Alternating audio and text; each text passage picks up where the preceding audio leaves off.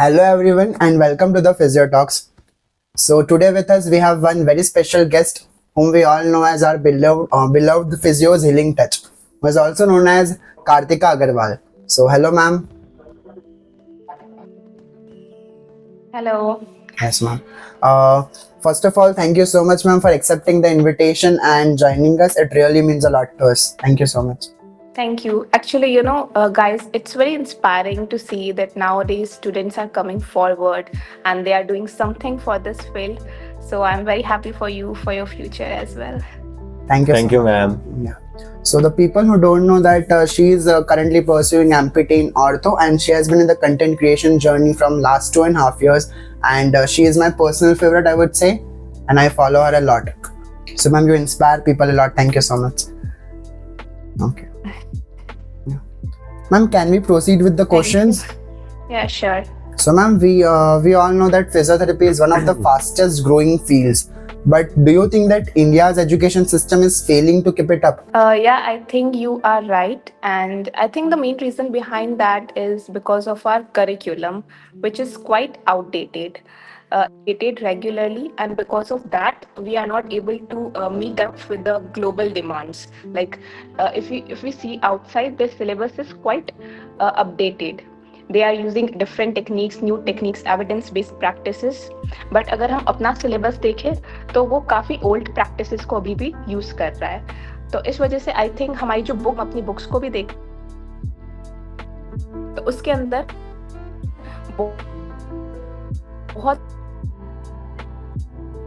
साल पहले जो रिसर्चेस हुई थी अभी भी वो ही उसके अंदर उसी के एग्जांपल्स दे रखे हैं और उसी के अकॉर्डिंग ट्रीटमेंट प्रोटोकॉल जो है वो सेट हुआ है. तो आई थिंक जो बुक्स है उनको भी अपडेट करना रेगुलरली बहुत ज़्यादा ज़रूरी है. अपडेटेड बुक्स पढ़ना ज़रूरी है, क्योंकि अगर हम अपडेटेड बुक्स पढ़ेंगे तो उसी अकॉर्डिंग हम अपडेटेड हमारी जो नॉलेज है वो रहेगी और उसके अकॉर्डिंग हम जो ट्रीटमेंट है वो दे सकते हैं. तो आई थिंक बुक्स को भी अब करना बहुत ज़्यादा ज़रूरी है. हमारा जो सिलेबस है उसको भी अपडेट करना बहुत ज़्यादा ज़रूरी है. हमें से उसको कीप अप रख हमारा जो इंफ्रास्ट्रक्चर है या फिर जो इक्विपमेंट्स है हमारे यूनिवर्सिटीज़ के, हमारे कॉलेजेस का जो इंफ्रास्ट्रक्चर है वो भी इतना, उसकी क्वालिटी इतनी अच्छी नहीं है. क्योंकि हमारा जो इंडिया का अगर हम देखें कि हमारे इंडिया के अंदर कोई स्ट्रिक्ट रूल्स नहीं है कि यूनिवर्सिटी अगर कोई फिजियोथेरेपी की कॉलेज है तो उतना एरिया कवर होना चाहिए उसका, या फिर इतना उसके अंदर ये इक्विपमेंट्स होना चाहिए. तो ऐसा कोई भी स्ट्रिक्ट गाइडलाइंस नहीं है, कोई स्ट्रिक्ट रूल्स नहीं है. तो इस वजह से अगर कल को मैं भी अपने घर को भी एक कॉलेज बना सकती हूँ फिजियोथेरेपी की. So it's like this. तो कोई रूल्स नहीं है. तो उस वजह से जो क्वालिटी है फिजियोथेरेपी की, जो एजुकेशन की, वो बहुत ज़्यादा कम है. So I think these are the two main reasons why still this physiotherapy field is growing very fast, but the quality education is not there. Okay, ma'am. So as you said, the quality has to be up for the subjects, the curriculum of physiotherapy, the colleges, facilities around it. But should the old methods, the older syllabus needs to be revised or completely निकाल देना चाहिए और उसको replace करना चाहिए? What's the better way of learning? Is it combined with new techniques or sticking to your older roots? I think कि जो old techniques है ऐसे हम नहीं बोल सकते कि वो बिल्कुल ही वेस्ट है, कि उनको हमें पढ़ना चाहिए ही नहीं. तो जैसे अगर हम ओल्ड टेक्निक्स की जैसे मैं बात कर लूँ, जैसे हम क्रायोथेरेपी हम पढ़ते हैं, ठीक है, तो ऐसा नहीं है ना कि वो ओल्ड है तो इसका मतलब ये नहीं है कि वो यूज़ नहीं है, उसका बेनिफिशियल इफेक्ट्स नहीं है. तो वो हमें पढ़ना तो चाहिए, बट उसके साथ साथ में हमें ये भी देखना चाहिए कि क्या एविडेंस बेस्ड प्रैक्टिस का मेरा मतलब है कि अगर मैं कोई भी टेक्निक यूज़ में ले रही हूँ पेशेंट के ऊपर तो उसके ऊपर वेल रिसर्च है या नहीं है, कि वो सच में वो टेक्निक जो है वो एफिशिएंट है या नहीं है पेशेंट के लिए. तो हमें सबसे पहले ये देखना चाहिए कि हम जो भी पढ़ रहे क्या वो सच में बेनिफिशियल है पेशेंट के लिए. तो वो सारी टेक्निक्स हमें रखनी चाहिए जो ओल्ड टेक्निक्स हम यूज़ में ले रहे हैं, और उसके अलावा जो नई टेक्निक्स आ रही है वो भी हमें अपने सिलेबस के अंदर इनकॉर्पोरेट करनी चाहिए, ताकि हमारा जो सिलेबस है वो और ज़्यादा इम्प्रूव्ड हो और हम और ज़्यादा अच्छे से पढ़ सकें और जो ग्लोबल स्टैंडर्ड्स है उसको मीट कर सकें. Okay, so basically it needs to be a good combination of both worlds. Yeah, right. For example, if I can say like outdated theory, then I would give an example of like SWD is not being used clinically Yes. much. Yeah. So Yeah, right. such type of In fact अगर आप बाहर देखोगे तो वहाँ पे ban भी है SWD, but still we are using it. yeah. So I particularly think that such topics should be removed and the new one should be incorporated, right? Yeah, right. Yeah. So now if we are talking about the topics and subjects, now my favorite question is how relevant are subjects like pharmacology, microbiology, pathology for physiotherapists? Okay.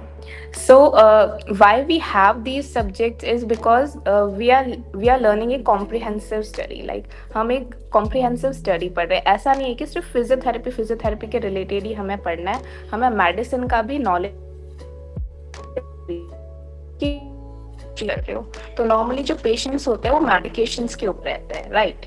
तो अगर आपको बिल्कुल knowledge ही नहीं होगी कि medications की कौन सी क्या मेडिकेशन है, तो आप उसके मिस आउट कर जाओगे साइड इफेक्ट्स.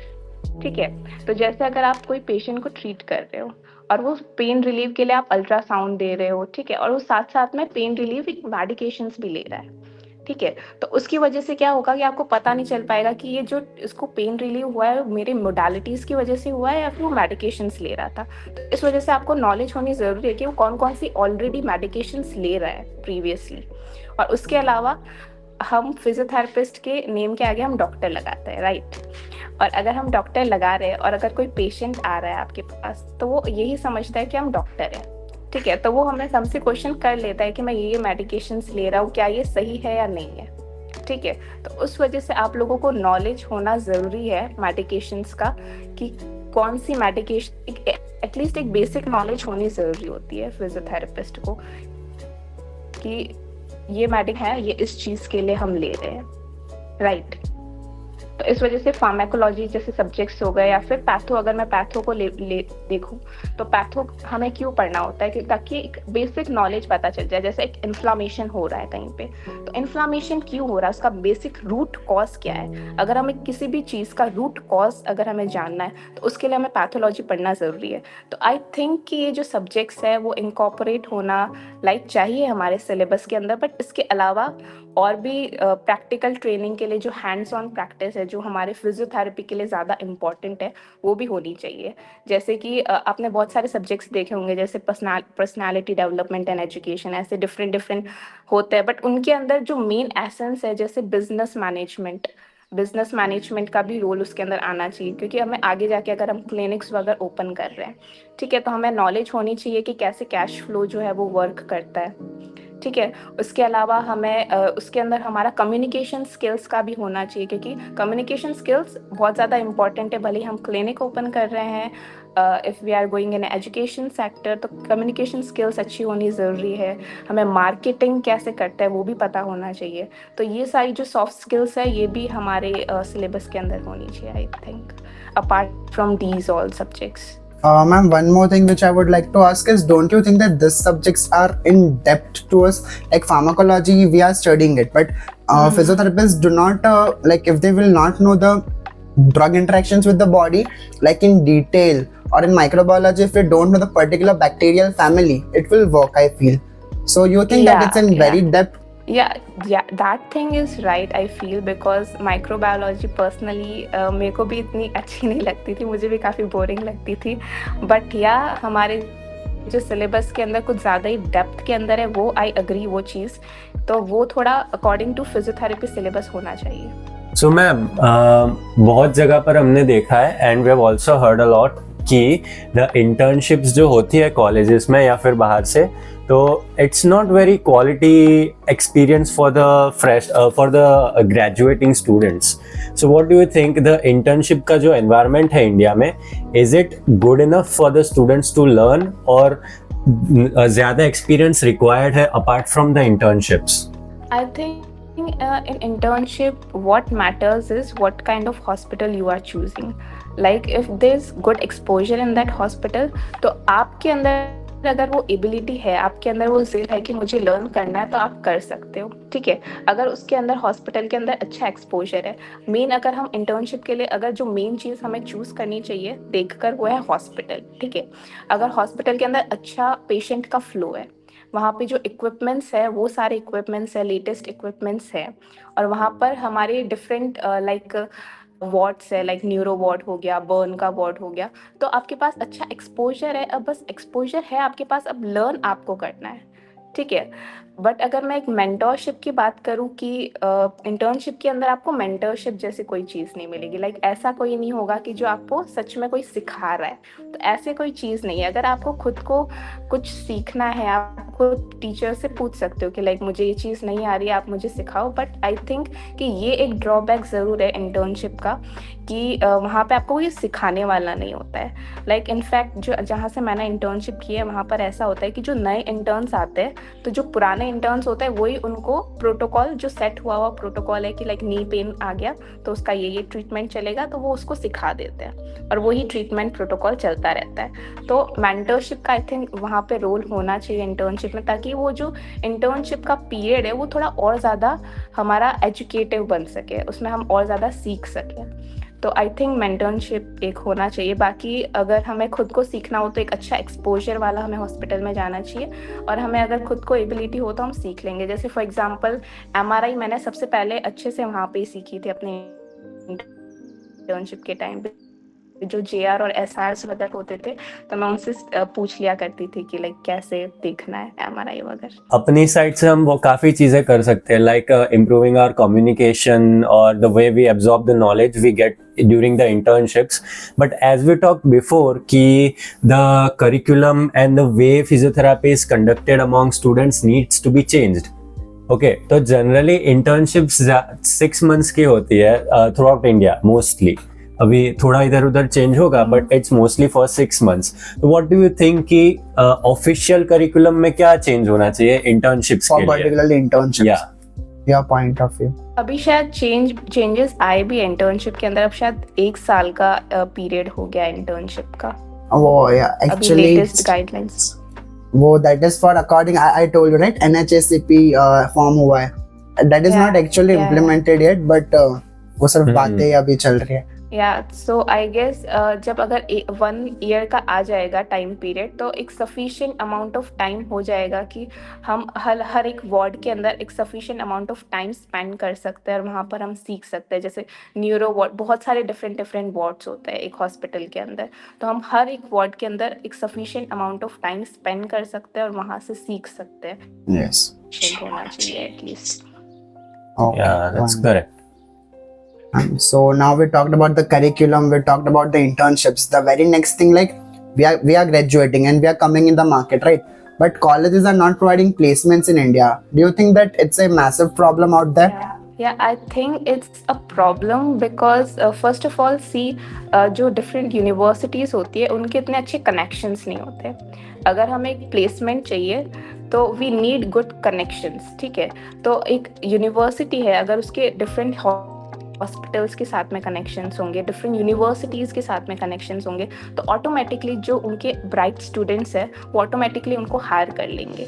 बट अगर उनके कनेक्शंस ही अच्छे नहीं होंगे तो फिर नहीं हो पाएगा ये। और दूसरा, जो हमारी फिजियोथेरेपी फील्ड है उसके अंदर प्लेसमेंट्स ऑलरेडी कम आती है। अगर आप जॉब्स की वैकेंसीज वगैरह देखोगे तो फिजियोथेरेपी की जो वैकेंसीज है वो ऑलरेडी कम आती है, तो वो भी एक रीज़न है कि हमारा क्यों जो प्लेसमेंट है वो कम होता है। दूसरा, जो यूनिवर्सिटीज़ है उनका बजट का भी प्रॉब्लम होता है। लाइक जो सारी यूनिवर्सिटीज़ जो होती है, जैसा कि मैंने आपको स्टार्टिंग में भी बताया था कि यूनिवर्सिटीज़ का एक पर्टिकुलर सेट गाइडलाइंस नहीं है, कोई भी कॉलेज ओपन कर सकता है फिजियोथेरेपी की। तो इस वजह से उनके पास इतना बजट भी नहीं होता कि स्टूडेंट्स को प्लेसमेंट प्रोवाइड कर सकें। उनके खुद के हॉस्पिटल्स भी नहीं होते हैं। काफ़ी सारी ऐसी कॉलेजेस हैं जिनके खुद के हॉस्पिटल्स भी नहीं है फिजियोथेरेपी के, तो वहाँ पे भी वो प्लेसमेंट्स वगैरह प्रोवाइड नहीं कर सकते। और जो नए फ्रेशर्स हैं उनको अच्छी इनकम भी प्रोवाइड नहीं कर सकते क्योंकि उनका इतना बजट नहीं है। तो आई थिंक ये थोड़े रीजंस है कि क्यों प्लेसमेंट्स नहीं प्रोवाइड कर पाती universities. So ma'am, we have heard that after graduating, the freshies out there are getting very low pay scale, like of around 10K only, and much of the amount is being taken by the senior physiotherapists working out there in their pockets. So don't you feel like that it's just an injustice out there to the freshies physio? Yeah, actually I feel the same, क्योंकि 10K जो है, अगर हम देखें हम जितना अपना time spend कर रहे हैं इस फील्ड के लिए, लाइक हम साल स्पेंड कर रहे हैं, उसके साथ में 6 मंथ्स की इंटर्नशिप लगा रहे हैं, तो फ्रेशर्स के लिए 10K is very minimal amount अगर हम देखें। तो ये जो पे स्केल है वो तो इंक्रीज होना ही चाहिए। बट अगर हम कंपेयर करें कि जो फ्रेशर्स होते हैं उनको कम पे स्केल मिलता है और जो सीनियर्स होते हैं उनको ज़्यादा मिलता है, तो वो तो ऑब्वियस सी बात है, क्योंकि हम जस्ट फ्रेशर्स हैं, हम जस्ट अभी हमारा कंप्लीट हुआ है, तो हमें अभी इतना एक्सपीरियंस नहीं है, तो वो हमें वैसे भी पे स्केल वहाँ पे कम ही मिलेगा। और अगर जो सीनियर्स है उनके पास ज़्यादा एक्सपीरियंस्ड होता है, वो अगर हमने मास्टर्स कर रखी है तो ऑफ कोर्स मास्टर्स के बाद में हमें ज़्यादा पे स्केल मिलेगा, अराउंड 35 के अराउंड। ठीक है, तो क्योंकि उनके पास ज़्यादा नॉलेज है, उन्होंने जैसे ही हम मास्टर्स करते हैं हमारा जो ब्रेन होता है वो ज़्यादा एविडेंस बेस्ड, ज़्यादा रिसर्च ओरिएंटेड हो जाता है, तो इस वजह से हमारे पास ज़्यादा नॉलेज है, तो ऑफ कोर्स वो डिस्पैरिटी तो रहेगी पेमेंट के लिए। should a student become financially active just after the BPT या उसको 2 साल और मेहनत करनी चाहिए for MPT? Because many students now what they do is they get tired of studying day and night and they just complete their BPTs and just enter the market right then and there. So what I prefer is कि जैसे ही आपकी bachelors ख़त्म होती है ना, तो आपको directly ये नहीं फोकस करना चाहिए कि मुझे बस अब बहुत ज़्यादा पैसे कमाने हैं, पैसे कमाने हैं, पैसे कमाने हैं। सबसे पहले फोकस करना चाहिए अपनी स्किल्स के ऊपर। ठीक है, आप अगर आपका ये गोल है कि मुझे आगे जाके क्लिनिक ओपन करना है, तो यू डोंट नीड मास्टर्स, आप बैचलर्स के बाद में भी अपना क्लिनिक ओपन कर सकते हो। ठीक है, बट आपको एक क्लिनिक अच्छा रन करने के लिए, लॉन्ग टाइम रन करने के लिए एक्सपीरियंस होना बहुत ज़्यादा ज़रूरी है।